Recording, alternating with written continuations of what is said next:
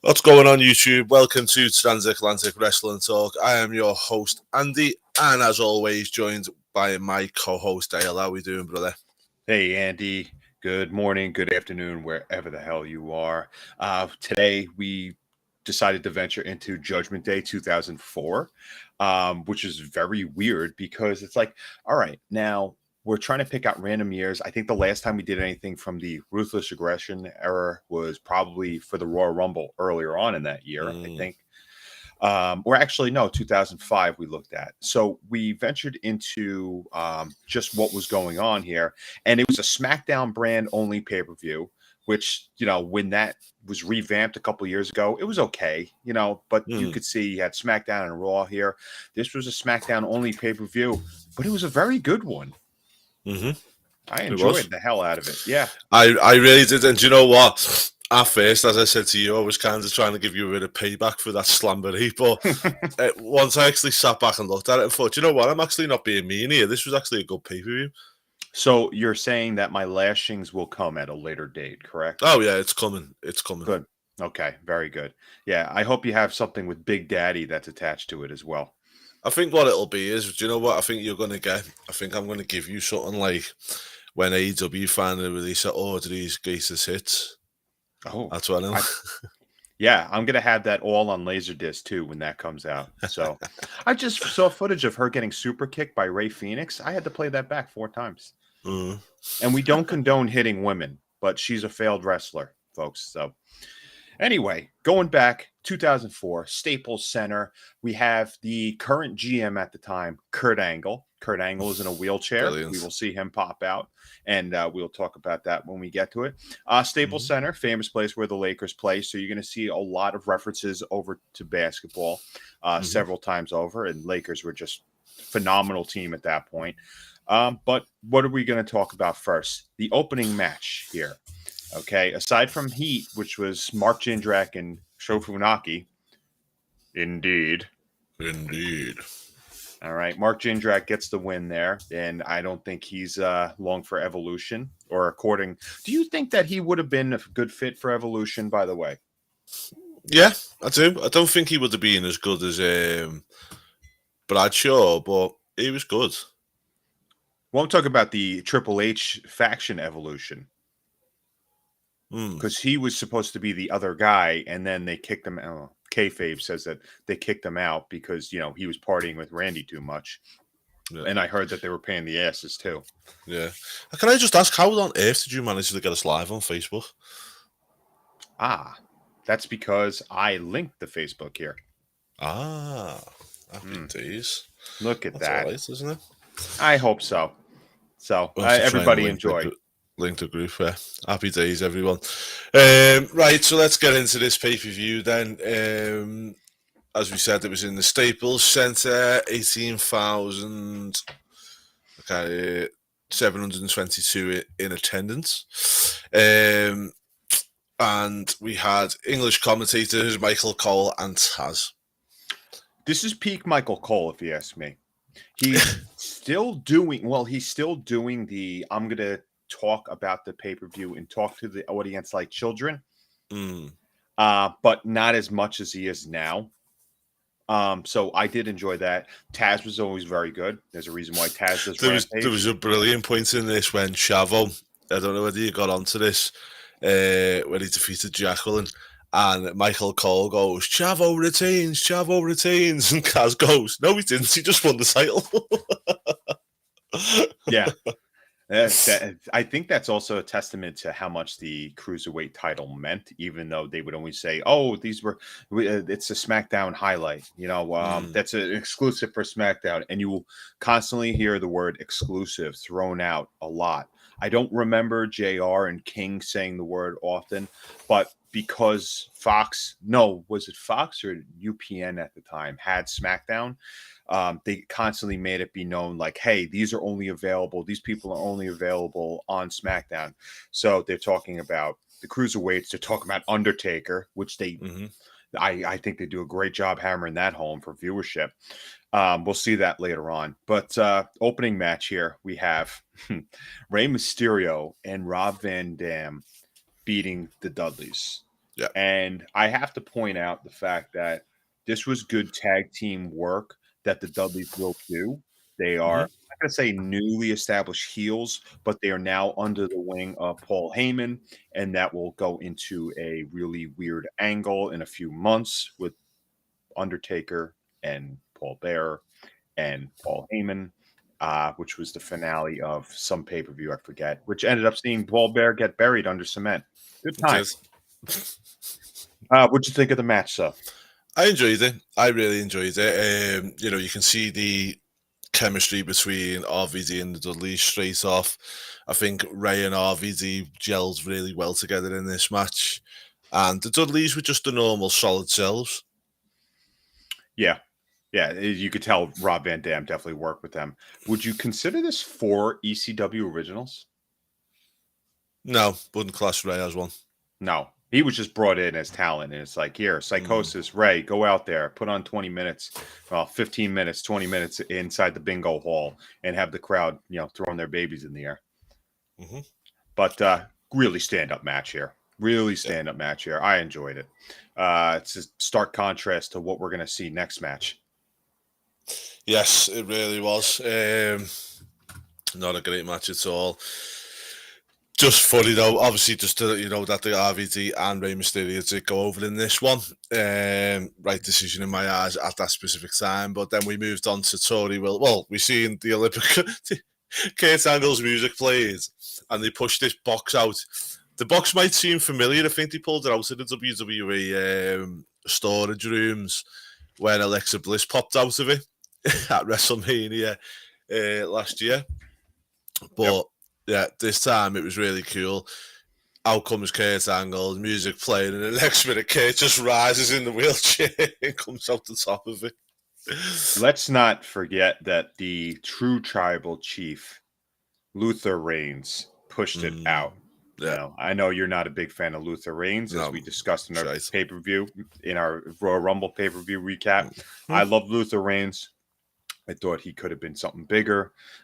He played a great role when he was in Girl Next Door, when he was telling him, hey, look at my girlfriend's tits. You got to use her for a movie. He was. Great movie. Great movie. He come out, then he decided to bully Tori. Tori comes out, which I'm not mad at.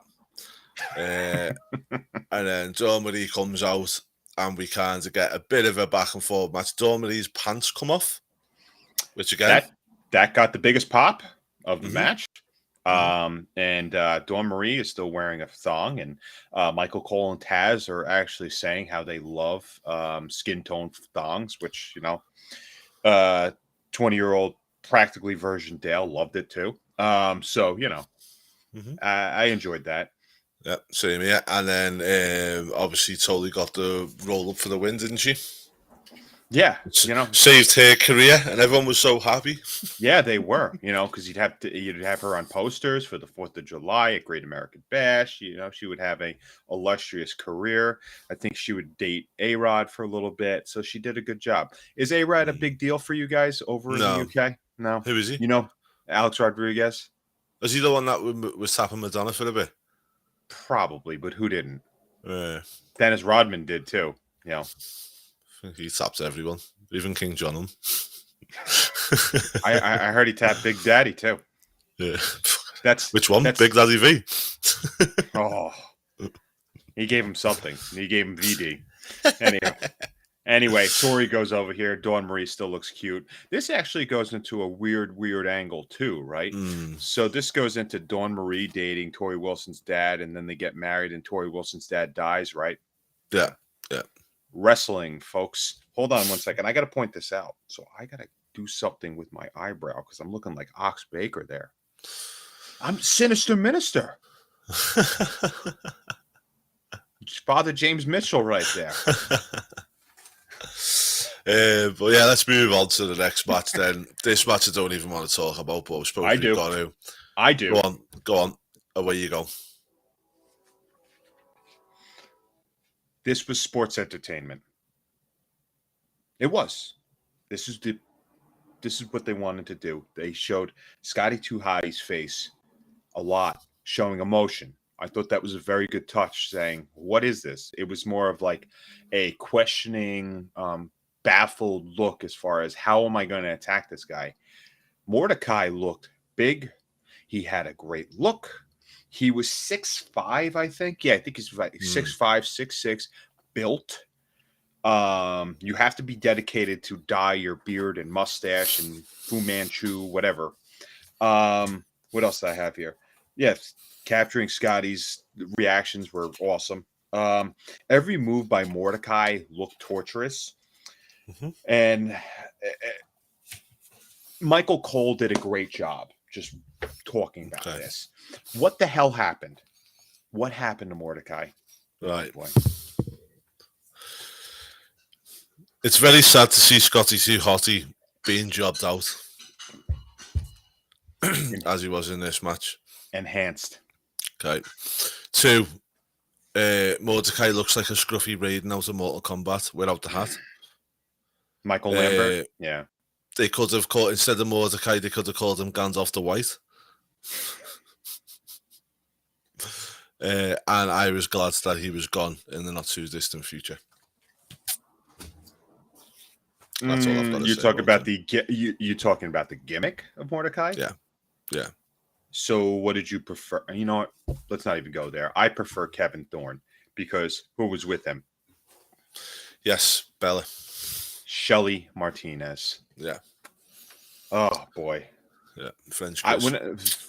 Yes, yeah, right there.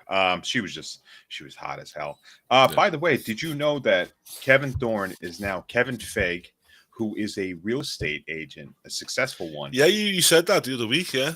Yeah, and we watched the episode that he was on. It was like House on a Hurry, like somebody needed to move to like a certain territory that he was doing. He hammed it up for the camera, did a great job. Yeah, I wondered if he still botches the sales like he botched his moves. I want to see if that cane still exists that he used with Kevin Thorne. I like the Kevin Thorne idea, and it was a good take on sci-fi, and then they lumped them together. I was going to say, I thought the Kevin Thorne character was enough for sci-fi without having to bring in the dumb zombies and all that stuff that they ended up doing. Yeah. Not to get too into it, but the ECW, when that thing took off, you could tell it was definitely a substandard product. But they actually had some fun things going on there. Not the zombie or whatever. But, you interviewed Elijah Burke, who was definitely awesome. That was a great video for WrestleBuddy if you guys want to check it out. And I love what he was saying about it. And he just, he not only is he very successful in NWA, but he was a guy that I loved watch wrestle in WWE too. Yeah. And that ECW New Blood theme, whatever. But he was lumped in with Kevin Thorne and Marcus Corvon, who that dude was amazing talent. I think he was a great talent too. But anyway, Kevin Thorne, it was a better character than Mordecai. You knew right off the bat who they were going to feud him with, right? Yeah, that's it. And as I said, I really, really enjoyed them. Oh, God, no. Well, I really enjoyed Kevin Thorne. I liked him. Didn't like this Mordecai character whatsoever. But like Kevin Thorne when he was there, so it's fine for me. But don't think like Scotty 2 Hotty didn't get the respect that he deserved because he was a really good talent, Scotty. And there's a bit, it's sad really that he was at this point. But this is just removed from his tag team run with Rikishi again, or was he running around with Rikishi again, or Rikishi was gone at this point? Yeah, so you're about 5 years removed from that. He did it for The Rock. You know what? Did we laugh? That promo was a lot better than a lot of AEW promos right now. Tell me about it. But this match went 13 minutes anyway. Not too bad. Bit of a squash, but hey ho. Right, so let's move on. One thing that I did notice is there's something that you've noticed is a quite familiar theme during this whole pay-per-view. The fantastic editing. The times of the matches, they were quite long, each one. Yeah, they had to fill out a lot of time here. Yeah. Like, you know, especially for a SmackDown only pay-per-view, like you could tell what they used the segments on during their matches. Like obviously we didn't watch every single SmackDown leading into this, but you could tell they at least focused on storylines. And this next match really this was pretty impressive. This was I fun. loved it. I loved this match. I Yeah. really did love this match. I thought it was great. It was loads of fun. Rico was dead fun. Miss Jackie looked like she was having the time of her life. So did it Charlie was Haas. yeah. He was trying not to laugh all the way through, wasn't he? Oh, I when they first came out, I said I forgot this was a thing. Rico was very Adrian Adonis like. Comes out with Miss Jackie, who was dating Charlie Haas at the time, if I recall. Yeah, in real life. they've only just split up, haven't they? Not long ago. Yeah, from what I understand, yeah. Jackie Gata, she was a Tough Enough winner, I believe. Her with who was the person that she won with? Mandy Rose, was it that one? No, it wasn't. Was it? We're going back. Oh, we're going way back, aren't we? Jesus. Maven? No, Maven won season 1, didn't he? Maven was with Nydia. Yeah. Jackie won, and there was a lot of controversy because the title was there's 2 winners. Doesn't mean there's a man and a woman. Who was the other one? Linda Miles. Ah, yes, it was. That dog shit talent, who ended up managing the Bashams and ruined their career. Yeah, how's she doing now? Exactly. That's the whole point, isn't it? But as I said, this match was really, really fun. Really like the whole chemistry, you know, the way Rico just wind up Charlie Haas. You can even see at certain points Charlie's trying his best not to laugh at you. Yep. Yeah. He's trying to be like a stone cold face here, and no pun intended, because Charlie would end up trying to do that later on. Yeah. Charlie Haas, immense talent. Yeah. Immense. I mean, look at the shape he's in. And like for a guy with no personality, this guy was a tag team title winner with Rico, with Shelton Benjamin, was a great tag team specialist. You could tell there's a reason why Cornette used him and Benjamin to kind of hold up Ring of Honor for a really long time at that point. All right, I've got some notes on this match as well. Oh, does this have to do with Billy Gunn? So first of all, Rico was a lot of fun. Looked like he was having the time of his life. 2, why did they have Billy and Chuck's music still? Meanwhile, they're facing Billy. Yeah. 3, Hardcore Holly's still a dickhead. I hate his face. One of the most, in my opinion, overrated wrestlers that ever was out there. Just couldn't stand him. And 2, isn't it sad that Charlie Haas and Billy Gunn were both very, very good in multiple tag teams, but they could never do it on their own? It's very true right there. Everything you just said, I can't disagree with. I actually fully agree with them. Haas ended up doing that mimic gimmick to where he would try to be other people, where he did Stone Cold, Charlie Haas, I think. Wasn't he Val Venus for a second too, if I recall? Yeah. So that was pretty funny. Billy Gunn, I'm surprised they didn't mention. Actually, I shouldn't even say that. They could have mentioned something with the Chuck and Billy and Rico thing, but they didn't. Like, I think they missed an opportunity with that. But I don't. I think with a storyline like that, you kind of want to sweep that under the rug, right? Yep.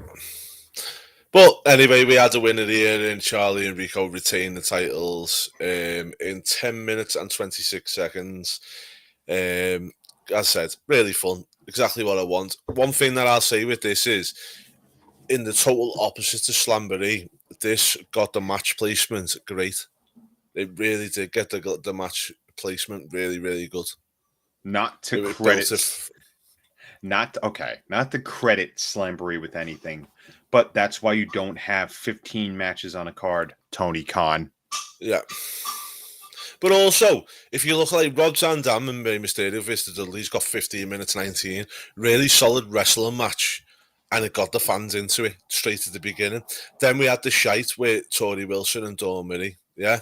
Then we had a squash match in between. Then we had Charlotte, this one, which was really fun and went 10 minutes 26.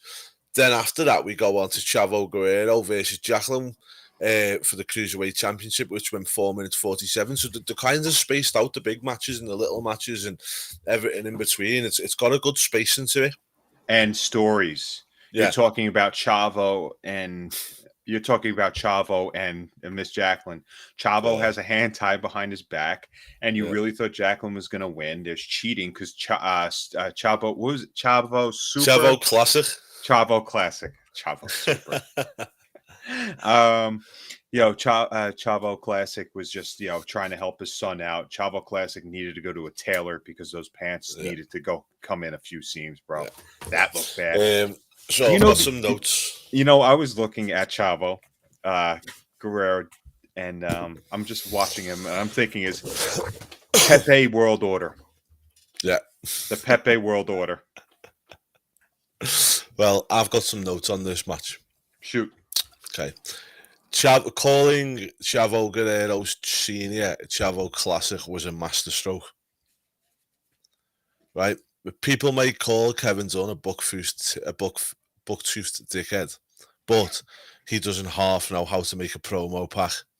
This match was a blow-away match, but by the end of the promo pack, I actually wanted to see the match. Yep. The finish was really, really good. Because it sticks in with the Chavo Classic sticking in it, and it just it was really well done. And something to touch up on real quick. We talk about episodic TV, and this continues during the pay-per-view. And before this match, or it might have been before the tag match, Chavo Classic and Chavo Jr. are inside the locker room getting ready for the big match. It was just before this match, yeah. Yeah, and Jacqueline handed Chavo, oh, you got beat by a girl? Here, you're going to dress like one, too. And there's lingerie, panties, and bras. And as Jacqueline and Chavo Jr. are talking, Chavo Classic, these will fit. But yeah, it was just brilliant altogether. And as I said before, Michael Cole turns around at the end and goes, Chavo retains. I think he goes, I don't know about that because he's only just won the championship. Taz. Yeah. And I like the whole dynamic of Taz and Michael Cole. I thought they worked really well together. And I also thought like Taz didn't take none of his shit either, did he? Yeah, no. I mean, look, Taz could have had every opportunity to make fun of Cole, during this whole event. But you know what? You make chicken salad out of chicken shit. Obviously it's a girl versus boy match here. That's I don't know if I could say that correctly now, politically correct, but these intergender matches are just weird to me. But Jacqueline, let's face it, she was a great wrestler. She was good. She was. She was definitely very entertaining. I remember humanizing with her, going back to Tough Enough again, just watching her as a trainer and giving a damn about these people and becoming more emotional about their journeys and stuff.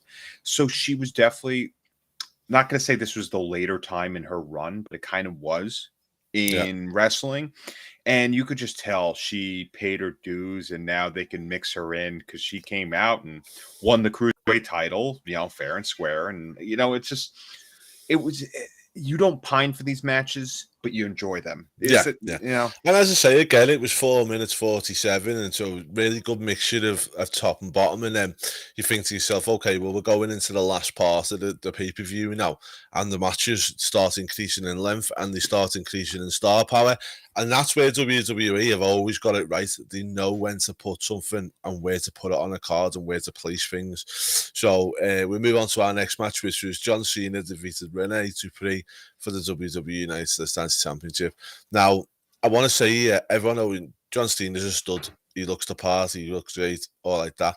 How good Rene Dupree was a stud, though. He still is, I believe, and he's got his own podcast now, Cafe de Rene, and he's doing well.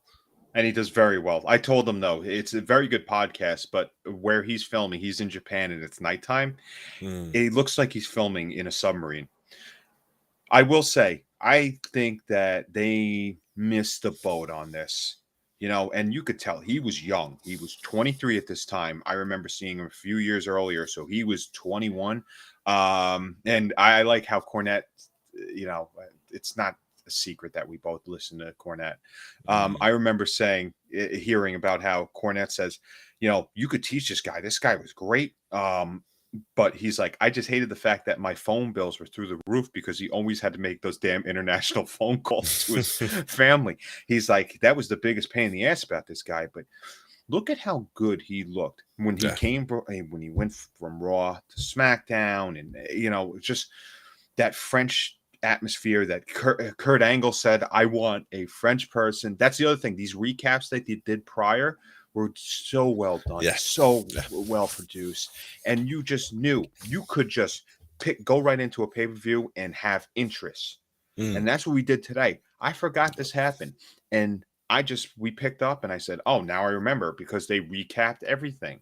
It's not much to do. You just have to invest some money in some people to do behind the scenes work. Do you think John Cena's been the best ever WWE US champion?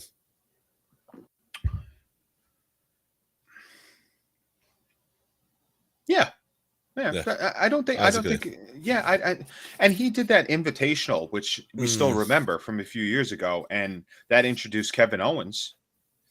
Mm-hmm.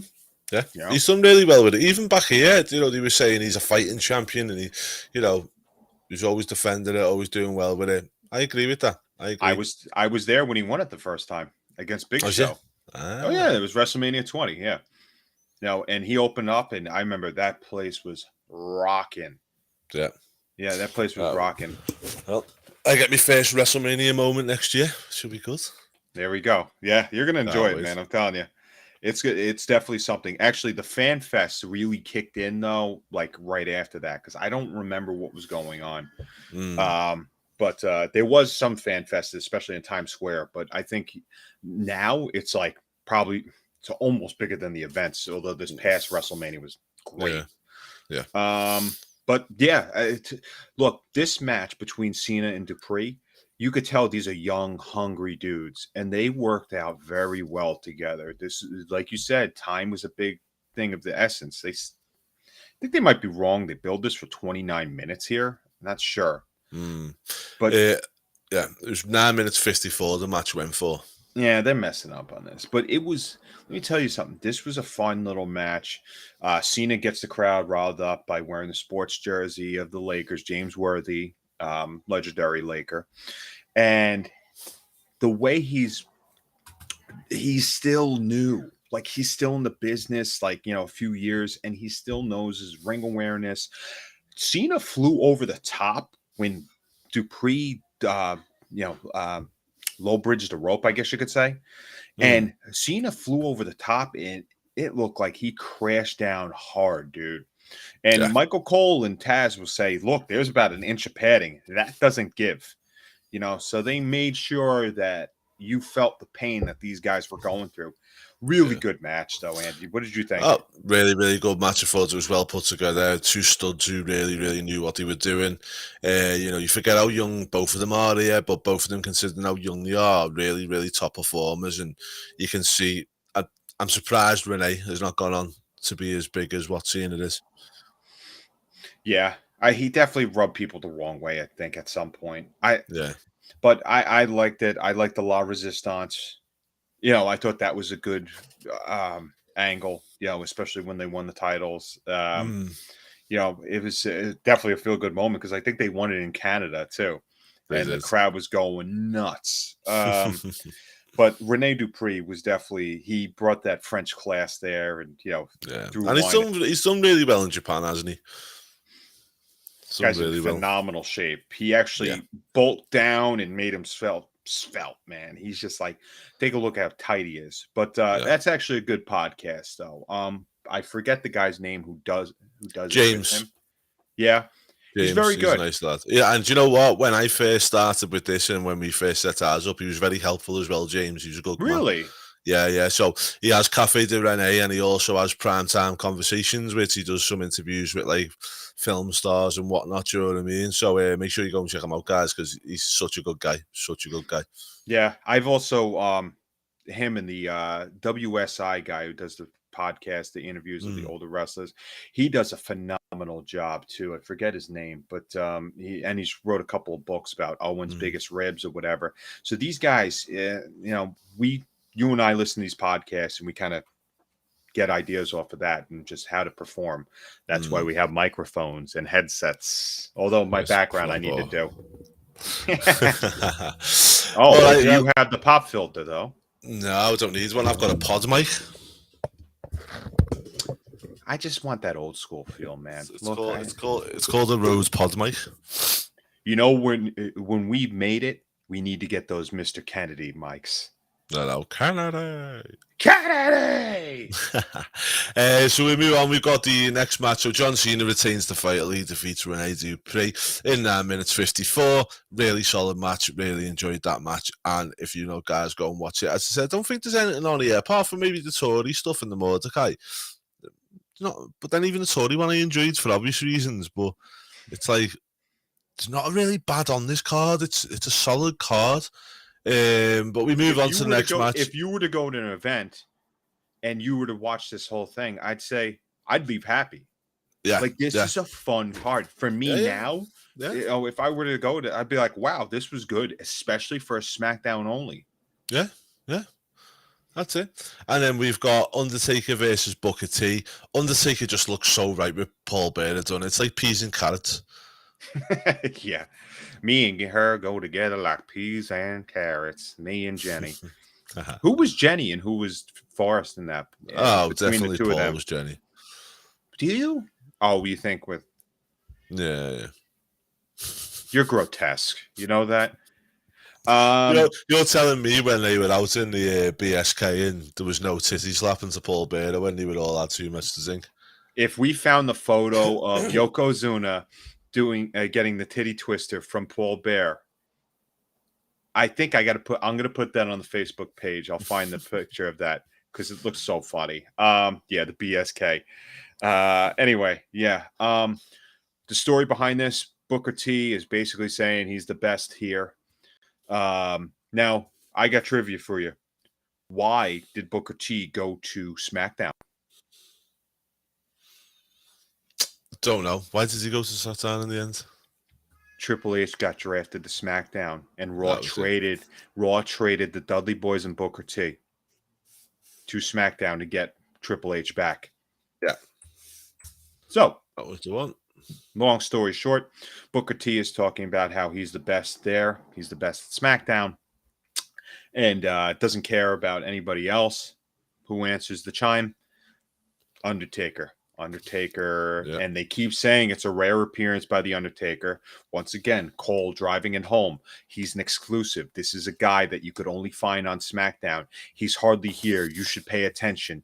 You know, I think maybe the first match since facing Kane at WrestleMania 20, I would think, because they were saying the returning Undertaker. Booker T has to go to the dark side on his own. And we're not saying that he's coming for anybody, but he's got to, he goes to there it is. I hope all you guys can see that. I know it's a little bit tiggy, but let's see if we can zoom in a little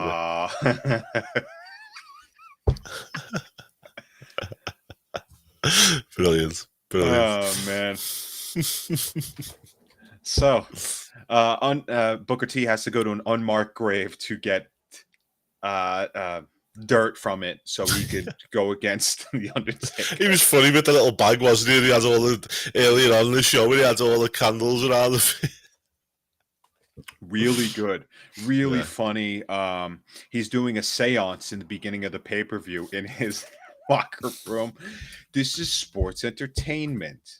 You're not going to really find this too much now, besides the WWE doing it themselves to make a TV program.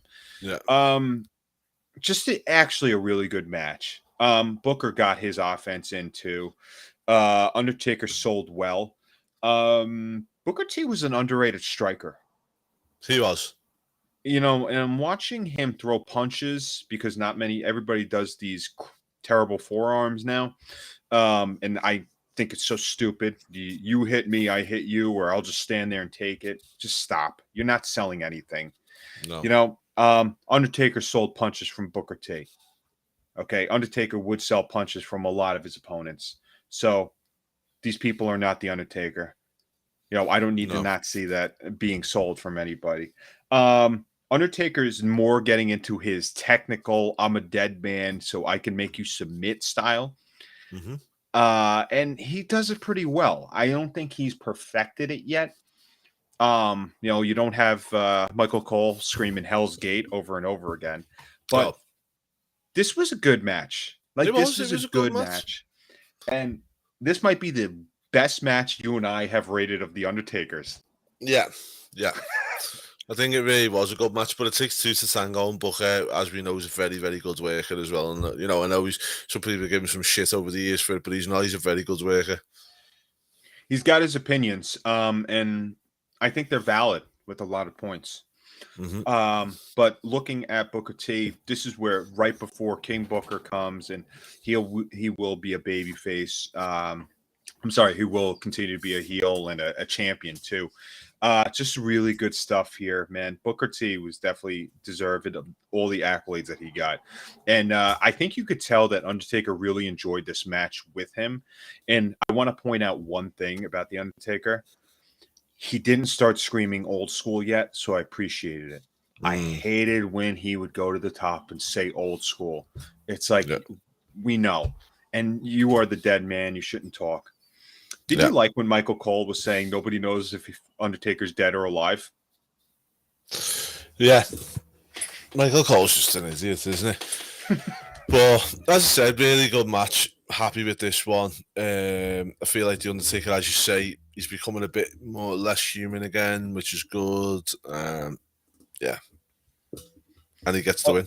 Although I did like I did like when he returned at Judgment Day 99 with the motorcycle. I mean, that was fun. But I think to print merchandise, they got the Undertaker that they wanted. To print money, I should say. They got the Undertaker that this company this match wanted. went 11 minutes, 21 seconds, 25 seconds. Yep. And it was a clean win for the Undertaker again. Right decision, do you think? Yeah. Yeah. It's the Undertaker, isn't it? I mean, I don't think you could say you can't. Who else are you going to sit there and like not question like the Undertaker? Yeah. Like you could put. Okay, let's put it out there. If you put Shawn Michaels against Booker T, you could actually have a debate there. I know. Did we ever get that match? Not yet. We haven't had it yet. Not yet. There's still Crown Jewel. Oh, no, you okay? You really think the Saudi crowd is wanting Booker T? They want anything, mate. They're probably getting up to around about Booker T's era now on telly. He might come in for a Royal Rumble or Battle Royal or whatever. Or, Rabbit in the Hat, super card Battle Royal thing. Yeah. No, we did never get it. It should have happened, but it never did happen. I just wanted to check that to make sure that Isn't that right. weird? Isn't that weird? Right, we're going to move on to the main event then. So Undertaker, as we know, wins that one. Now, I'm just going to share this just to set the mood because this just sets their whole feud in one go for me.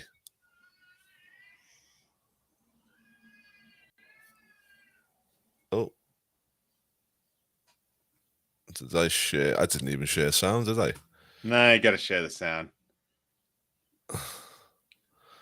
Bear with me. Share system audio. There we go. Mexicans who come to our country Can you hear that now? and pay no taxes. I'm an American. I grew up in the state of Texas. I've made a fortune in this country that we call America, so I know what these type of people do to our economy. They take advantage of our healthcare system, our welfare system, and they send all their money back to Mexico and look to people like me to have to support people like them. It's like half of America. It's like half of the state of Texas. I know. I grew up here. Support people like them. They're lazy. They look to government like half of America and say, please get me out of the state of Texas. That's why people like me who grew up here support people like them. They're lazy, have such outrageous taxes. Like half of America and say, please get me out of the state of Texas. That's why people like outrageous taxes. America and say, please get me out of the state of Texas. That's why people like it's a whole herd of Mexicans.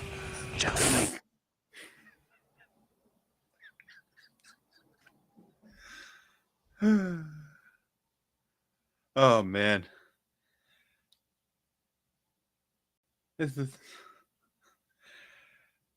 So the fact that he says a whole herd of Mexicans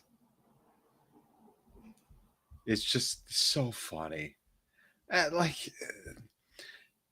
does that even mean? You know, I just don't know how he gets away with it. it's just amazing to me. And I think it's just like the fact that he was celebrated. It's just so good. So good. And that just sets the tone for their whole feud, doesn't it? Oh, yeah. Look, the fact that he says the Mexicans here, it's just nonstop hilarious. Like, I don't understand how he got away with that. No.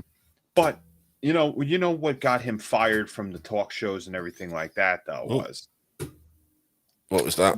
what got him fired was when he did the goose stomping or the goose stepping. Yeah, that was it, wasn't it? Yeah. In Germany, and did I tell you how he was a coworker of mine? No, it didn't. No, interesting. When I worked for an old brokerage firm, he was a authorized rep there. And when he would go on to CNBC, we'll name everything. When he would go on to CNBC, it would have our company's name on there, a small little clearing firm that was over, or a broker dealer that was over on Long Island, and also Manhattan. And his office was in Manhattan. He had a room, a decent sized room. When they cleaned out the office, there was that, what is it, 8x10 portrait of him with the WWE Championship. Yeah, brilliant. It was inside the office, and did you not snatch it? I wasn't at the off. I wasn't in the Manhattan office. Somebody else I knew at the time moved it somewhere. Let's put it that way. I can't really talk about too much else, but yeah, he was actually sponsored through us and did the radio show and everything. And when he would call up for trades, he would be like, "Hello, this is John Layfield." Yeah, brilliant. Well, I can tell you one thing about this match, right? There's just two big points I want to make about this. I don't like blood, and I don't like DQ finishes. But in this occasion, both of them worked to perfection. Yep. Told to the perfection. Story. Yep. It added to the story too. They talked about how at a house show, Eddie's family went into the ring. JBL came out, put his hands on Eddie's mom. Eddie's mom had a kayfabe heart attack. That's ignited this war even more so. How did we get to JBL becoming the #1 contender? Kurt Angle said, "You deserve the title shot." It was, I'm going to give it to John, and then points away from Cena and goes to Bradshaw Layfield. JBL gets it, starts going into the whole spiel about what you just showed. I'm telling you, it's just artistry there. It's just storytelling. And you know what? If this continues, WWE again back in this time, maybe not so much now, but back then, they could elongate a story perfectly where you wanted to see the match again. Yep. Yeah, because you'd have these matches go back and forth. JBL won by DQ. He could go on to SmackDown the next week and say, "I won, but for some stupid reason, we can't allow DQ, so we need another match because I deserve that title because you had to cheat." Even though it's classic heel move, he had his own BS that he was doing the whole time. This is how you do storytelling. This is how wrestling is done. And it was successful wrestling. Nobody could sit here and tell me that this is the best time to be a wrestling fan when there's a lower viewership ever. Yeah. Andy, not to go too into today or today's wrestling, are you excited for any pay-per-view that's coming up? No. And you just did a breakdown of something coming up tomorrow. You guys did a great job. As far as hard. It was hard, mate, because it wasn't a good pay-per-view, so it was hard to even try and keep it going. But your enthusiasm for it on why this is not a good... I appreciated the enthusiasm on telling me why this sucks. And I agreed with you. And that's the problem for today, man. what are you invested in? We're invested in MJF. We're Mhm. invested in when they want to feature FTR, because these are wrestlers and these are guys that care about the business and passionate. It's not just guys spending money to try and obtain fans and get likes on Twitter and say No. stupid things when he doesn't realize that he's got to look in the mirror. Look, Mhm. this JBL feud with Eddie Guerrero knew how to build up a wrestling angle and a wrestling storyline. What would this lead to? A couple months down the road, one of the best finishes, if you ask me, in that decade. The Texas bull rope match where you have to touch the four corners. Yep. Oh, I remember that vividly, and we'll go into that and to talk about that at a future date. But first of all, nastiest blade job ever.